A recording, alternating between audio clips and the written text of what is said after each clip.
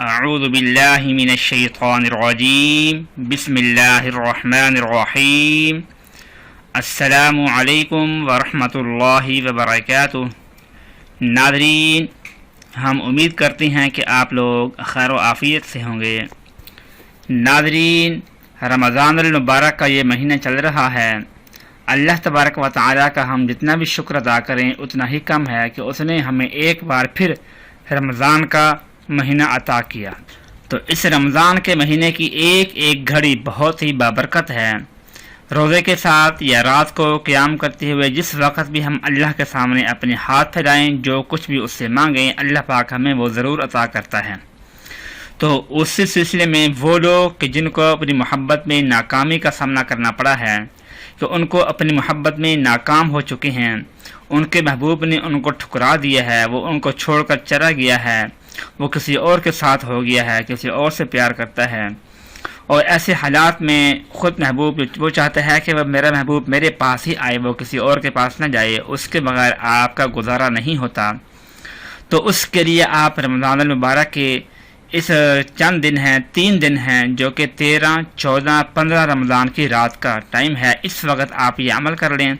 انشاءاللہ جیسے ہی آپ کا یہ عمل پورا ہوگا، آپ کا محبوب جہاں بھی ہوگا وہ آپ کے پاس آ کر رہے گا، آپ سے رابطہ کرے گا، آپ سے کانٹیکٹ کرنے کی کوشش کرے گا، اور آپ سے آئندہ جدا نہ ہونے کی قسم کھائے گا۔ تو وہ عمل یہ ہے کہ قرآن پاک میں سورہ فاتحہ اس کو پڑھنا ہے آپ نے۔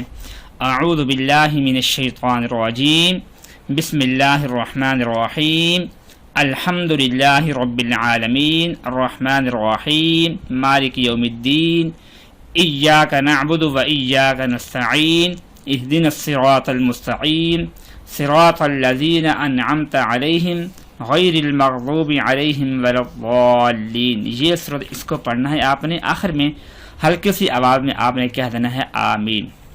اس کے پڑھنے کا طریقہ کیا ہے؟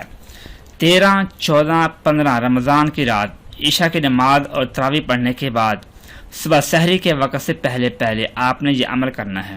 اس طرح کہ اول آخر 3 مرتبہ درود پاک پڑھنا ہے، اور درمیان میں سورہ فاتحہ کو پڑھنا شروع کر دینا ہے۔ وہ اس طریقے سے کہ آپ کا گھر جہاں پر بھی ہو، اگر آپ کا گھر کھلا ہے وہاں پر آپ بیٹھ کر آسمان کو دیکھ سکتے ہیں تو ٹھیک ہے۔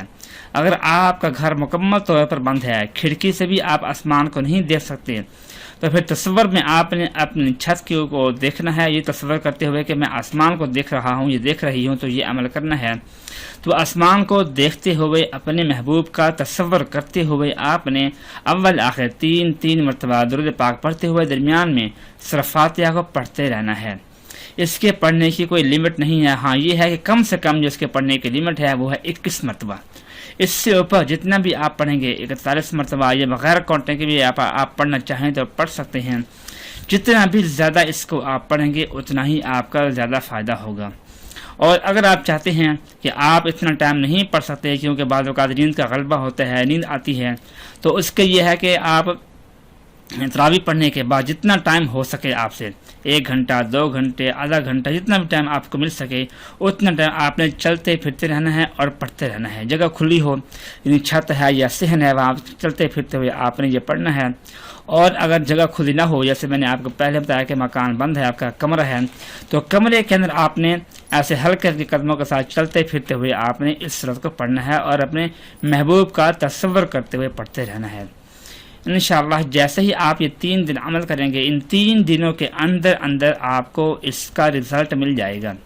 جو لوگ یہ عمل رمضان میں نہ کر سکیں تو وہ شعبان میں بھی کر سکتے ہیں، لیکن رات یہی ہوگی 13، 14 اور 15 کی رات۔